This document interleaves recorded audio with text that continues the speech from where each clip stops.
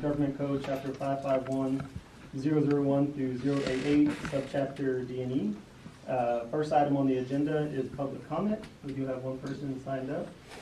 This is Nicole, I don't want to butcher your last name. Moldenhauer. Okay, there you go. Her son is Super Howard. Okay. So you will have 5 minutes. CJ will keep time here. If you get within 30 seconds, he'll kind of put his hand up just to let you know, you got 30 seconds left. Okay. My name's Nicole Moldenhauer. Thank you for giving me this opportunity to express my concerns about my child's education. I'm the mother of Joseph, who is currently in 8th grade. My son is 13.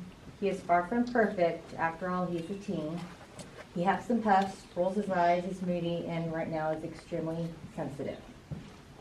I've made it a point to keep an open line of communication with him since before he could talk. He knows it's best to keep us informed as to what's going on, because eventually we will find out and the outcome could be very different. The past month and a half, my son has brought it to my attention his first period teacher is giving them busy work, ripping up his and other students' papers in front of his peers, giving them tests and quizzes on stuff they aren't being taught, giving them extra credit assignments that they could do at home. Essentially, history is not being taught during his school day. I would love to know what happens when 8th grade students fail the STAR test this year. Summer school, intervention, ACE. My son's grade wasn't updated until yesterday afternoon, and he's been beside himself because he's been failing this class. Failing means not being able to participate in our athletics. Why was I never contacted about this if this is honestly the case that he's failing? I promise, if Joseph is the problem or is causing problems, it will be nipped in the behind immediately. I've made that very known all throughout his education. As I stated earlier, my son's first period class is this is my son's first period class, and basically his day is essentially ruined first thing in the morning, which is carrying on throughout the rest of his classes. This is unacceptable, it's childish, and it's inexcusable. It has become a fight to get him to go to school. The wind is being sucked out of his sails, and I've made it a point to make sure he likes school, just so I wouldn't have to deal with this. Why am I sending him to school when he's not learning? There's 3 months left of this year.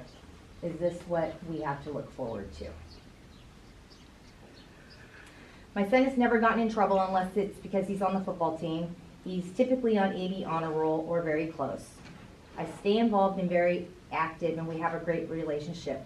We should not be having to deal with this kind of stuff. This is the kind of stuff we expect from him and his peers.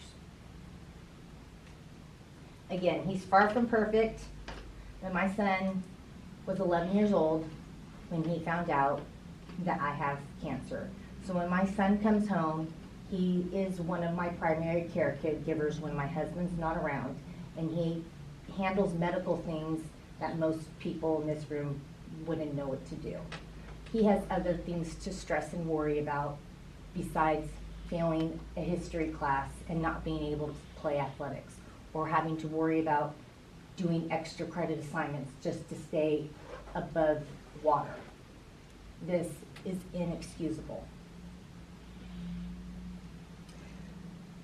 Joseph, as far as I've been told, I've never been told, but I spent most of the week last week in the hospital. There's been multiple times throughout his education where I've ended up in the hospital. My son doesn't come to school, he doesn't cry, he doesn't act out,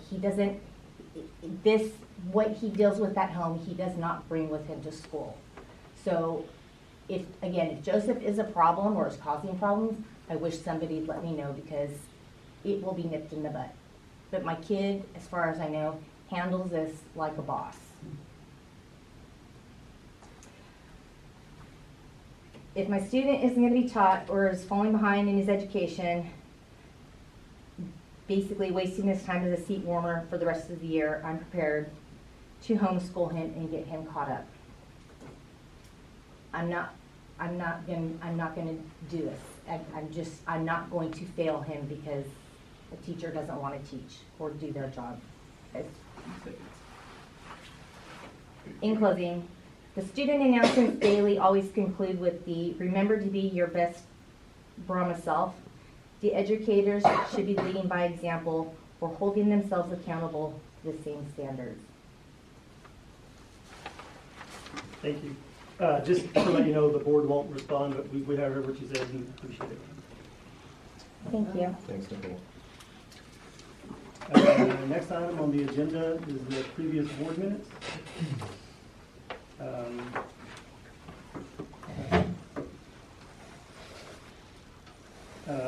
Are those in here in the packet? Okay. If anybody has any questions, if not, I will entertain a motion to approve as presented. Motion made by Terry, second. Second by CJ. All those in favor? Motion passes unanimously. Next item on the agenda is the financial report, Stockdale ISD. The first page of the report, the top half is our revenue. We're right on track with the exception of that last line item, federal revenue. We've had a little hiccup with our SHARS reimbursement. We're just learning about some of this, so I'll have more information next board meeting, but that percentage being as low as it is, we are looking into our tax revenue, what we estimated we would collect, we're at 96%, which is great. I'm very thrilled to see that. So I'm hoping our state funding follows that direction. And again, I'll have more information on the SHARS funding next meeting. We just this week learned of it. The second half is our expenditures. Again, we're about 60-65% of the way down the school year. Our expenditures are right in line, with the exception of Function 13, our staff development. That happens towards the end of the year after students are out, so you'll see that cost increase go up. And Function 52, which is security, that is our Cycle 2 grant, is funding that for us this year. So expenditures are being filtered through a different fund, Fund 429. Any questions? The second part is our bills for the month of January. If you want to look through those.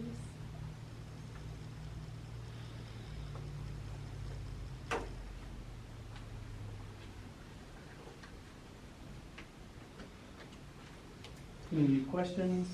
Anything else, Nicole? No. There are no other questions. We'll move on to agenda item 5, which is budget development. I just wanted to put this on the agenda so you know that we are already starting to work on it. We're in legislative session this year, so I don't have a great idea of what our funding is going to look like, but I do want to be prepared should we not get any new funding to see where our budget's going to look for 25-26. This next week's leadership meeting, our administrators will be getting their campus budgets to start looking through to send in any special requests. I'm going to start working with our counselors for master schedules to look at what our staffing needs are for 25-26. And hopefully by March we kind of start our rough draft budget planning. I want to get a jump on it prior to our compensation plan. I just feel like that with it being a legislative session, that's going to be our direction. We need to look at where we can supplement budget, where we can maybe new funding comes in where we can funnel it towards payroll, but I need to look at our budget first and what we have going. We hit our fund balance twice this year, so trying to avoid that next year if possible. Anything else to add to that? No, I don't. For you, Mr. Dean? No, sir. All right. Any questions? If not, we will move on to item 6, which is CTE planning for 25-26.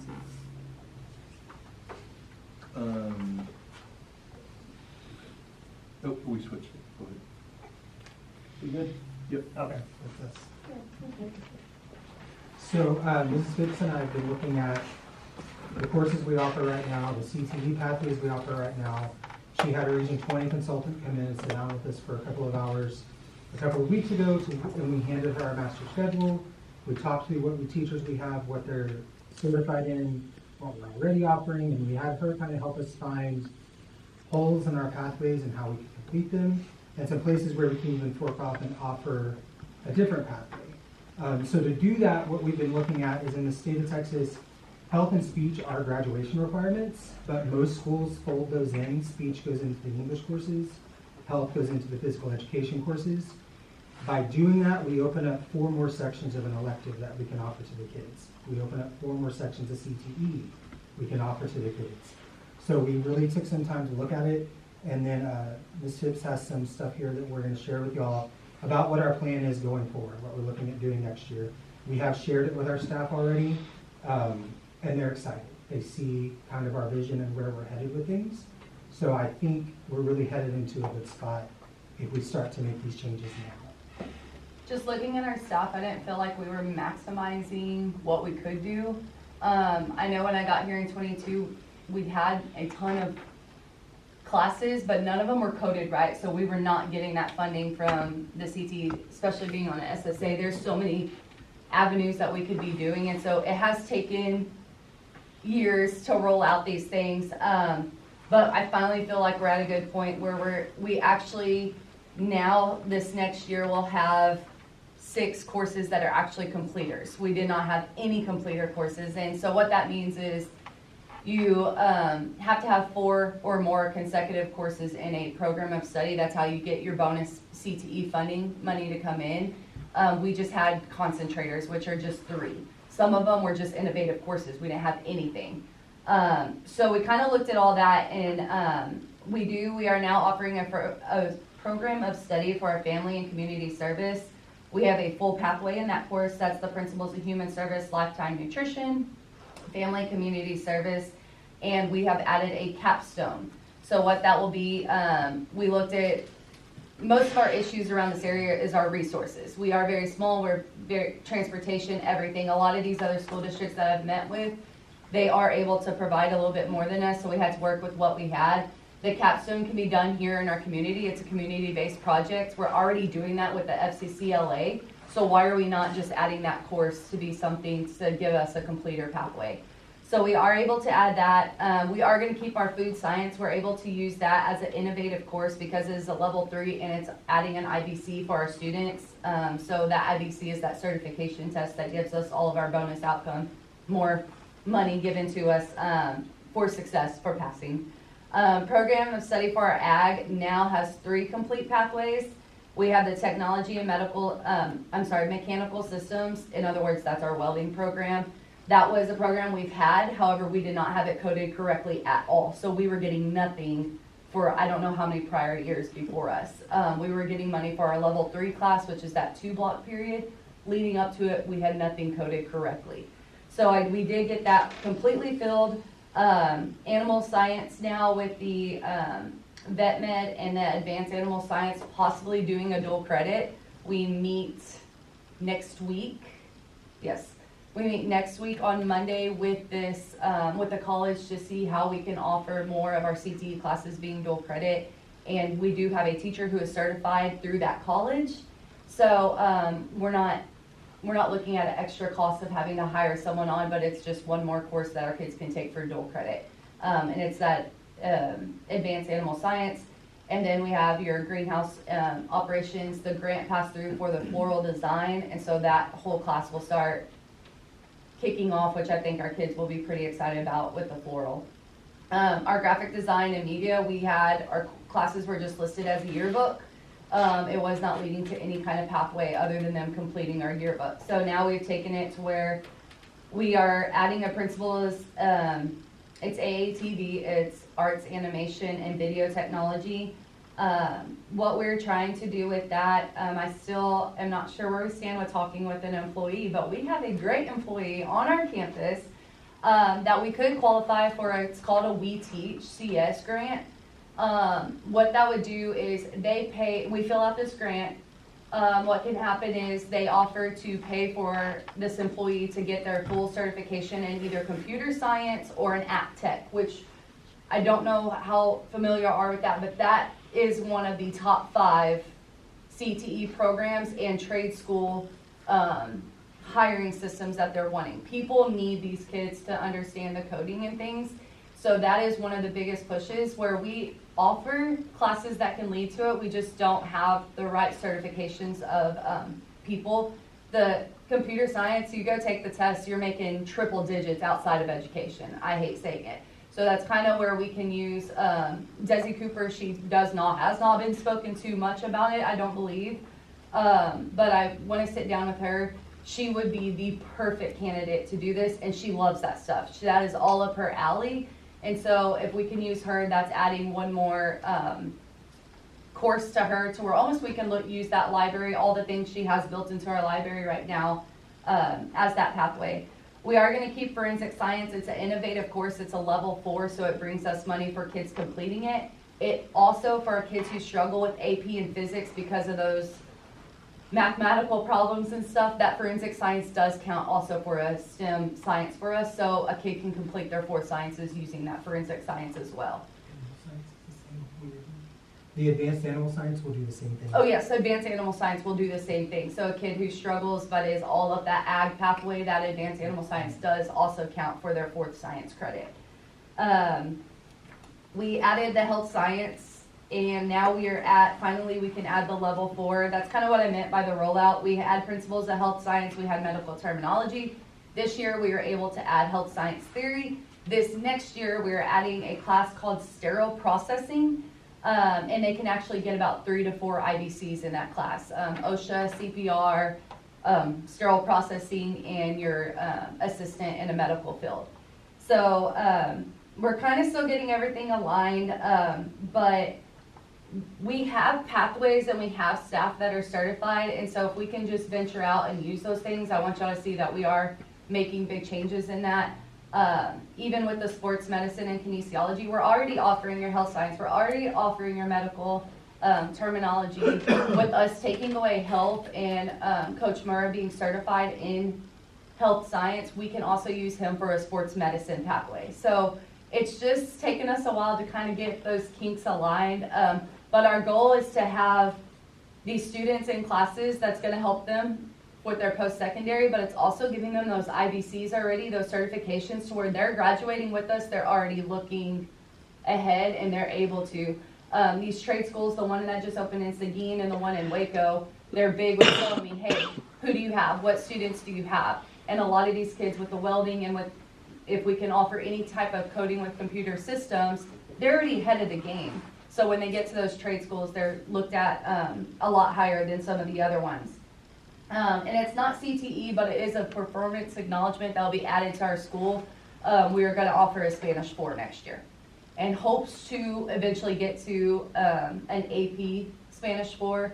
Our kids, it's going to take time to get there, but just adding that Spanish 4, our kids will get, well, our school will get a performance acknowledgement for that. So that's another, it's not CTE, but it kind of goes in line with what we're trying to do to help our kids out and our funding out. So I know it's a lot, but do y'all have any questions or anything? Thank y'all. How many parent certifications do you offer right now? Oh,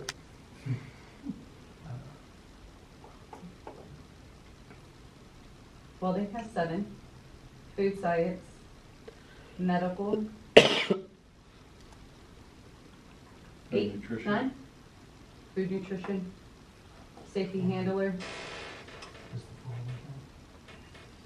We don't offer it yet. Are you talking about right now or next year? right now. Right now, I think, right now we have 8 or 9.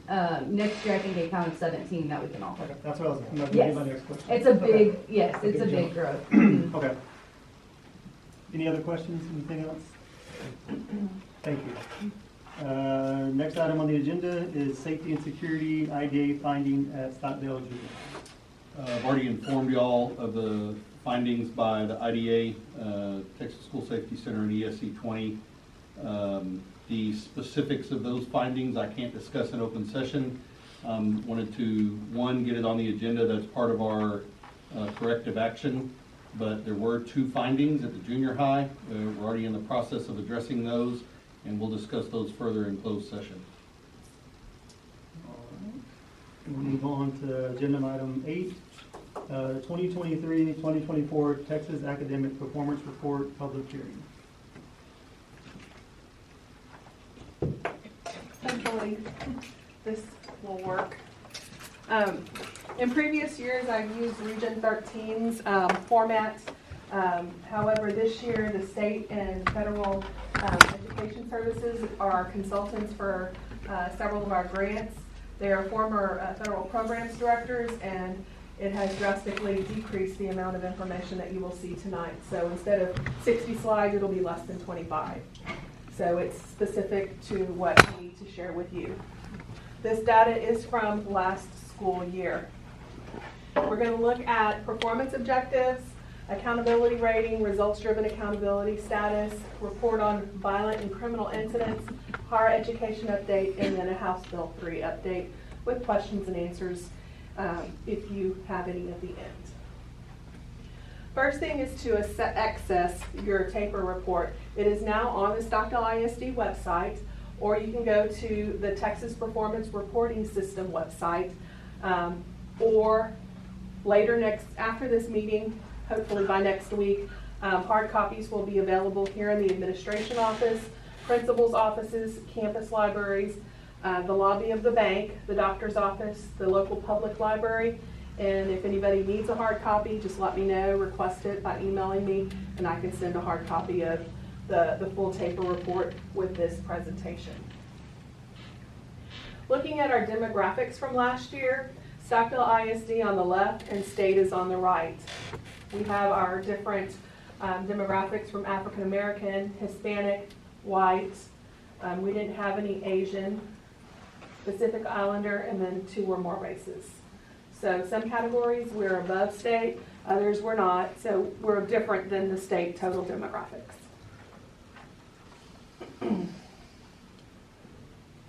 Then we look at our economically disadvantaged, our emergent bilingual, students with disciplinary placements, and then our at-risk kiddos. Left is district and then right is state to see where we're at. If I'm going too fast, let me know.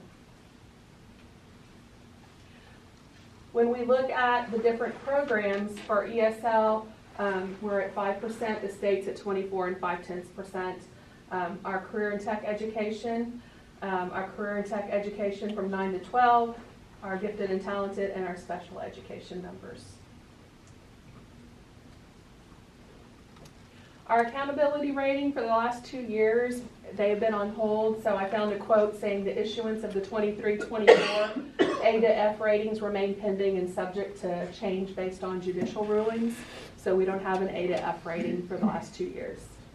And then for our results-driven accountability, we met the requirements, so we're good to go there. As far as our performance objectives and our progress, when we look at our district improvement plan, our campus our district objective 1, to meet or exceed Region 20 and state performance on grade 3 reading. The top, when we look at it for reading, approaches at Stockdale ISD was at 71% last year, meets was at 39%, and masters at 16%. Then I have the middle section compared to Region 20, and then the bottom section, the bottom section was the state. That we did not meet any of those goals because we were below Region 20 and state. Here is the math. We wanted to meet or exceed Region 20 in state performance on grade 3 math. How many schools are in Region 20? 70 something at least. Minus Closer to 80. 70 something ish. Not including charter schools. I don't know. I haven't been to a ROC meeting. So there's a lot. So you have your math. We did beat out Region 20 and the state level at the approaches level. That's the lowest level with the most percentage of the kids passing. So our goal was 100% and we were at 33 1/3. So 2/6 or 1/3 of those goals were met. Then we looked at all subjects and all grades. We did everything. We were at 83.3%. We missed out masters by 2% with the state. So when you look at all the grade levels tested in STAR, we did very good. So we almost met that goal.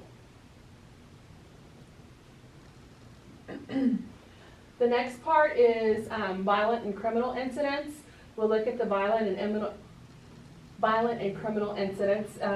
You might see a little asterisk, and that will indicate that there's a small number, and to protect their identity, we don't show the actual number. Here we have all of the violent and criminal incidents that we had in the district, and the only thing that was reported was bullying. So it was less than a certain number. Our board policy, FDE legal and FDE local, has that information about violent and criminal incidents and what needs to be done about all of those that were previously listed. I asked each of the campuses to give me data from last school year that they had, and I received junior high data about what was conducted for safe and drug-free schools and community acts of 1994. The student survey, their student, parent, and faculty surveys results. Back last year in May, there was 130 students that submitted a survey, and there were 5 sections. There was a school climate and culture, student achievement, school leadership, facilities and support, and communication. And each student had to answer a question whether it was not applicable, 1, strongly disagree, to 5, strongly agree. Those scores were averaged in each of those categories, and they are as follows. School climate and culture, 3.76. Student achievement, 3.68. School leadership, 3.17. Facilities and support, 3.59. And communication, 3.81. So it's neutral and above, so that's good. That's a positive for the student surveys results. So what does neutral tell you? Room for improvement? They don't strongly disagree, or they don't disagree with what is going on in the school climate and culture, the student achievement, the school leadership. How would you have answered that in junior high? I don't know what the question was. I've been zeros across the School board. climate, culture, student achievement, I school mean, because leadership. I'm not mature enough to do that. They did a lot of, if you don't mind me chiming in. Go ahead. They did, some of the students that, a lot of the students would put comments. And so some of the things like with the leadership, you know, like one of the questions was, do you feel like school leadership knows your name? Do you see school leadership in the hallways? And one of the comments, or a couple of the comments that struck me was, I don't know what school leadership is. I was like, okay, maybe we need to reword that, you know, when we do the survey the next time. So, you know, so they kind of put their little answers in, but we really went, when we were looking at what adjustments we wanted to make for this school year, we kind of went a lot off of some of the comments that were in there, because that kind of gave a little more clarity to what they were maybe thinking, more so than the numbers did. Does that answer your question? Sure. For the parent survey, there was 28 parents that submitted a survey, which is 15% of the student population, and they too had 5 sections, similar questions, I believe. And then the score for each of those sections: school climate and culture 3.81, student achievement 4.0, school leadership 3 6700, facilities and support 4 2100, and communication 3 6700. And then for faculty, there were 16 faculty members that submitted it. That's 64% of their faculty. And they had 6 categories. The last category was about professional development. So the school and climate and culture is 4.26, student achievement 3.46, school leadership 3 7500, facilities and support 3 400, communication 3 6100, and professional development 3 5600. Is there any other information that you want to share about that? I asked for a summary, so this is the summary that I was given, and I appreciate that very much. I'm happy to answer any questions, and we do have the full survey with the questions that were asked as well as the comments. If anybody would like a copy of that, I'm happy to share it. All right, other things that we're doing at Stockdale ISD, under the violent and criminal incidents, we do have off-duty Wilson County Sheriff's Office deputy here each day. We maintain threat assessment teams. We utilize Raptor for our drills and emergencies. And we also utilize Stop It, which is an anonymous reporting system online. Then we're looking at previous year's graduate performance. Here's a little chart. These are the class of 2022. So the year after, the fall after that they graduate, the state gets this data from a 4-year public university, 2-year public university, independent colleges and universities. Class of 2022 had 43 graduates. They did not find 24 and 1 was not trackable. But when you look at it, 7 graduates who attended a 4-year public college, 1 had less than a 2.0 grade point average, all the way up to 3 is a greater than a 3.5. And then the same with the 2-year public college. There was 8 that they found, from a less than a 2.0 to greater than a 3.5. How do they do that? Like, how do they find the, like? I believe that they're enrolled in a, like, higher education, whether it's trade school, they're trackable, kind of like they are with teams in public schools. But if they leave here and we can't, like, if they go get a job and go out to West Texas, it's hard to keep track of them. Unless they're around here and we can kind of figure out where they went to, or they're working for a local company.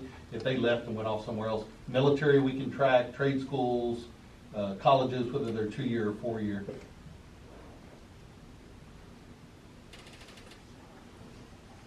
And then in addition to the reading and math for House Bill 3, we also look at college, career, and military readiness.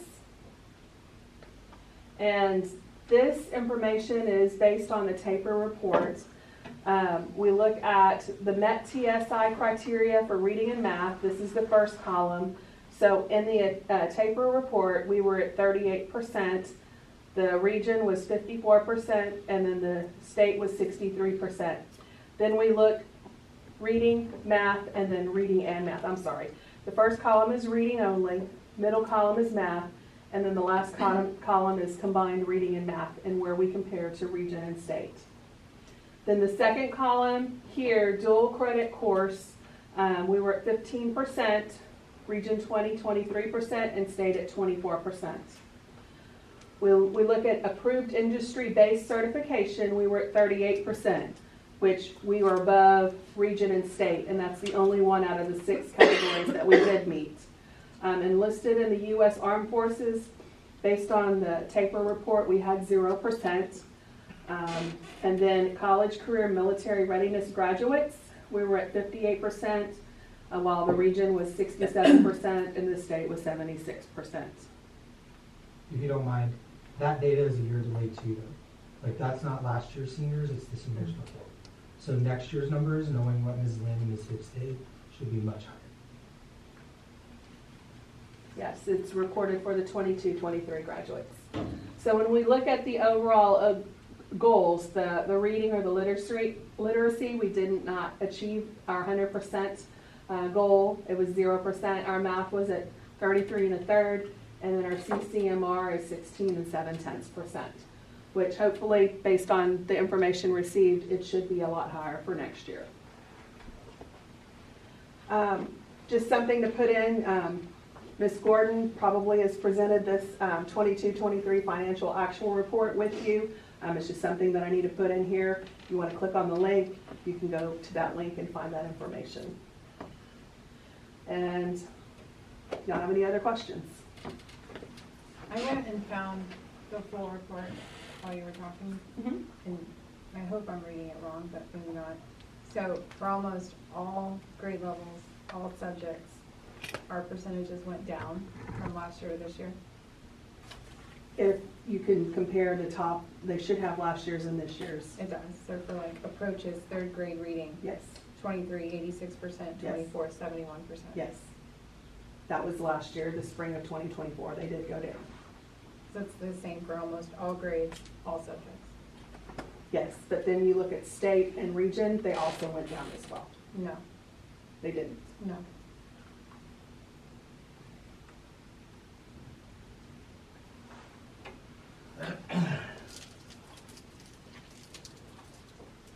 So we're still trending, that data she showed there is still pretty close to what's new. No, I can see the state and the region. The region didn't decrease from last year to this year in all grades and all subjects. Not like, no. You can see it here. I don't know how to roll that back up. Start at the top and scroll. Thank you.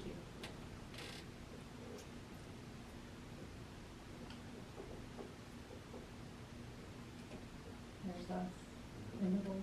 That's probably State and region. perfect data to present. Are you looking at the total district, or are you looking at each campus? I found total district. Okay.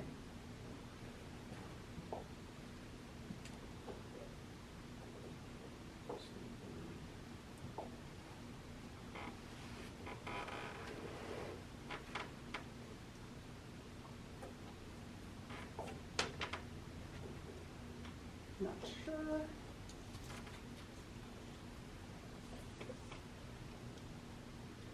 Sorry, I'm not used to doing this on this machine.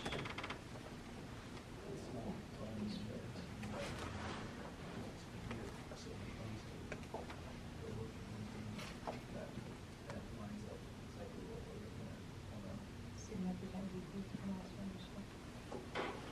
I do know that those students, that was for like third grade, those were the COVID kiddos several years ago that are now in third grade. They wouldn't have been in school. Kinder, pre-K. COVID was in 2020. I'm not sure how to get their report.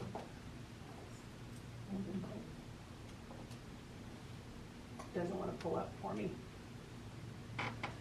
Is there anything that you want me to look into for you? No, I just Okay. think it's stunning. All right. Thank you for your time. Any other questions? You have it pulled up, or is that what you're pulling up here?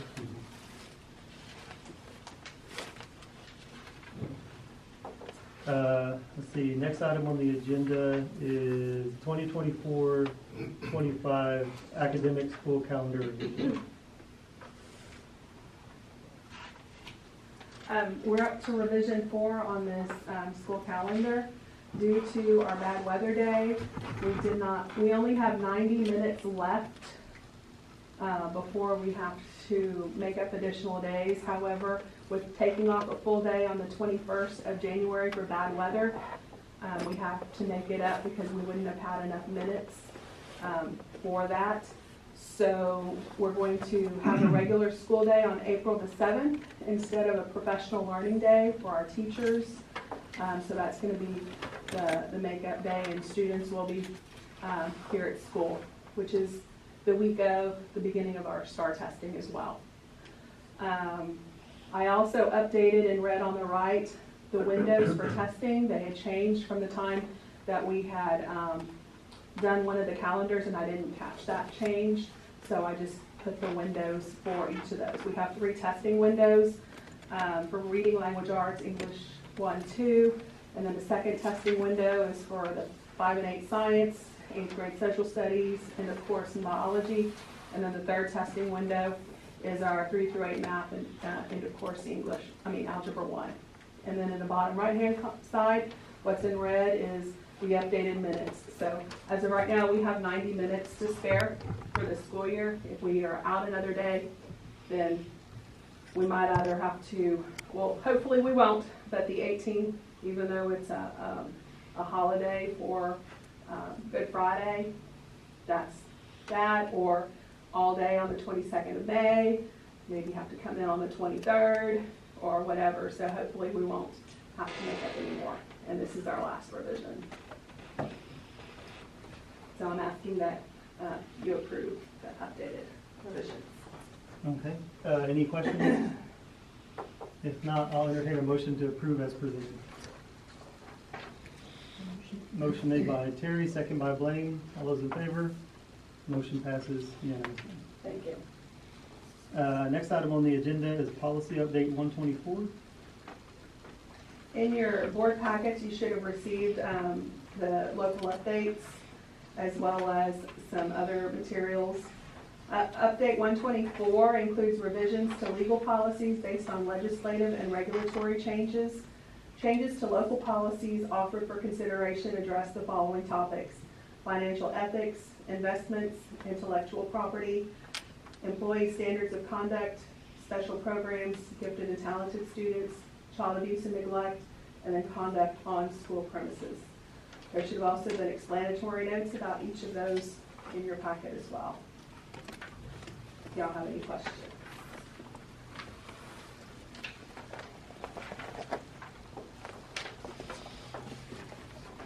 Any major changes or just language updates for the most part? For the most part, if there was anything that needed to be changed or whatever, I got with child nutrition, because there was some wording that I wasn't sure on, and there was no changes there. And so it looked like it just, if legal policy is revised, then it goes down to local policy with just wording or addition of certain things. Okay. Any questions? If not, Terry, read that, I guess. Thank you. For the motion. I move that the board add, revise, or delete local policies as offered by TASB Policy Service for consideration and according to the instruction sheet for TASB Localized Policy Manual Update 124 with the following changes. There's no changes. No changes. Oh, okay. I have a motion. Do I have a second? Second by Ruben. All those in favor? Motion passes unanimously. Thank you. Next item on the agenda is number 11, ordering election for May 3rd, 2025 for districts 2, 5, and 7. Anything to add on that one, just ordering the election? No, you need to just make a statement that we are moving for election for those specific districts and then looking for a motion. All right, so we'll be moving forward with election on May 3rd for districts 2, 5, and 7. Do I have a motion? Motion made by Blaine. Do I have a second? Second by Ruben. All those in favor? Motion passes unanimously. Timeline to fill out for board election is the 15th, which is a Saturday. We'll close doors at 4. If someone shows up stating that the office was closed on that Saturday, we'll accept it. And if we don't have anyone else sign up, we'll cancel that election at the next board meeting. Sounds good. Next item on the agenda is closed session. It is 5:43. Calling this